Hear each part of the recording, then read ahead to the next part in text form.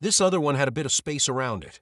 With the new vantage point, the spirit saw everyone, including the other addition of Brownface and Monkey Feet. The bird screeched Mean jailers. and dove again towards TS, taking another chunk out of his back, but he wasn't going to be another statistic of the dangers of bird-on-wolf violence. So he bit back towards the spirit and grabbed a few feathers out of the spirit's body, unable to get a wing. He spits out the feathers, but the bird's wing oil was strangely tasty. The sensation of tasting any part of a live bird was strange enough, but he never thought the taste of bird oil that covered its feathers to protect itself in general, from what he said would be akin to tasting crispy bird skin. As his tongue tasted it, it was just a strange bit he couldn't get over. The hawk was back in the air and flew quickly for another tree. Brownface's arrow caught it, this time in the back of a clawed leg. Its leg twitched from the added weight of an arrow for only a second or two as it landed awkwardly in the tree. The arrow loosened as it did, and it shook its leg to free the arrow. Another dive back towards TS was in the air. I tried another arrow, but hit the tree branch under it, missing. The spirit swooped around the tree TS was using and landed on his back like it was a runway. This actually did make him growl in anger and frustration. The damn bird was elusive and hit on the fly. It didn't fly off this time, though. It dug its beak in and dealt another decisive blow against its jailer closer to his neck. In shock, Tree Shredder dropped. A piece of meat was in the hawk's mouth as it took to the sky again. Another arrow flew from BF's bow and glanced off of the bird's wings.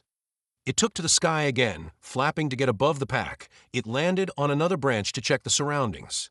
One jailer was down, and I hoped wouldn't come back up, but one was calling out things to do. That one needed to go.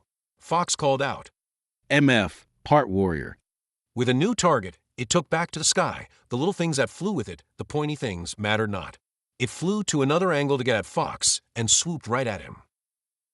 Alpha. Drop. I caught the hawk diving in and was behind another nearby tree. Fox trusted the call and hit the ground, the claws of the bird narrowly missing his scalp, but striking a sharp claw mark on his back. A little scratch, but he was okay. Another arrow flew at the bird, scoring another hit, but it couldn't stop to hurt the one calling out orders to the rest of them. As Monkey Feet shifted into a person that could speak, she called out, Over here, you overgrown pigeon. The partial warrior form increased the werewolf's toughness, strength, and all of the good battle stuff. Thinking that maybe Fox should call out to see if TS was okay, but to be honest, I didn't care if he was or not. Brownface was focused on the fight too, from what I could tell, looking in the air for the bird. We all saw it take an arc through the air and come back in our direction. It tried to avoid the boasts, but went after the one that just called a pigeon. How dare the jailer offend it like that? It was a proud hawk and seemed not to like that sort of insult. It was surprised at another arrow that came at it from Brownface, which missed. As it went after another jailer, who had no bow from what it could tell, it dove in and stretched out its claws. This other jailer was fast. As it flew by, it lost the area to hit and took back to the sky. As it swooped to get higher, a hand came down on a wing, but couldn't grab it.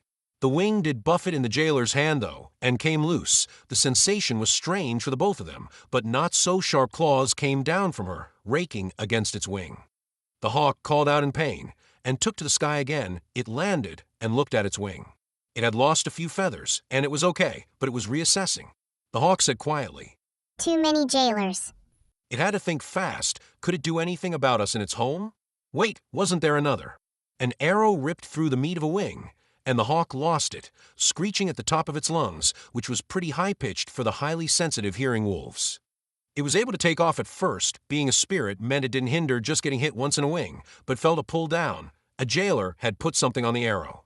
It was a string. A strong string was wrapped around the arrow. It had to be a tough shot, but it connected in this case.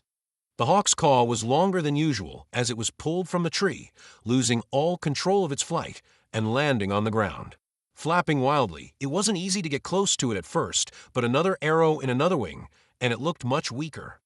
BF stood over it like it was a prized kill that he bagged himself, smugly smiling at the bird as it weakened.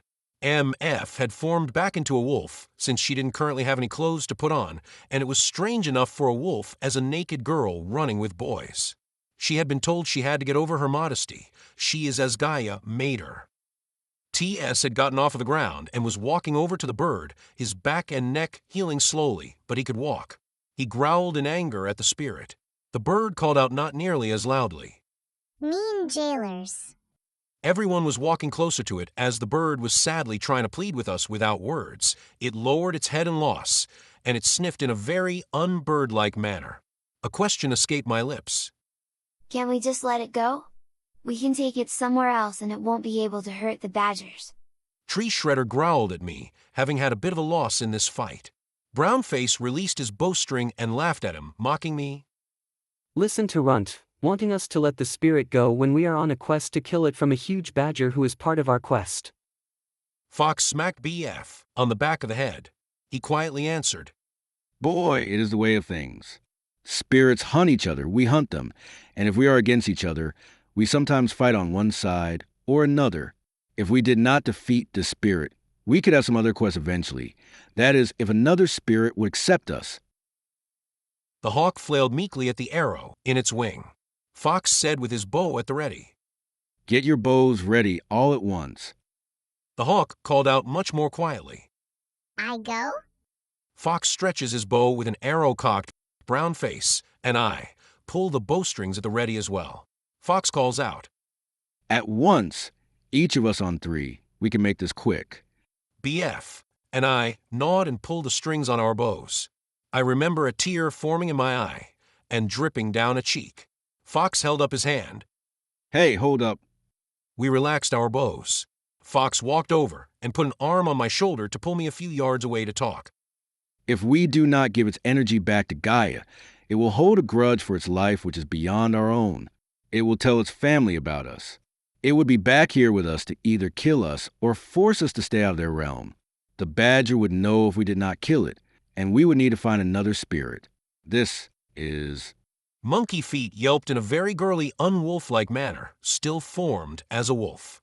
Fox and the rest looked back. We weren't paying attention to the hawk, but Monkey Feet was watching. Brownface had let loose an arrow, and it hit the spirit in the neck.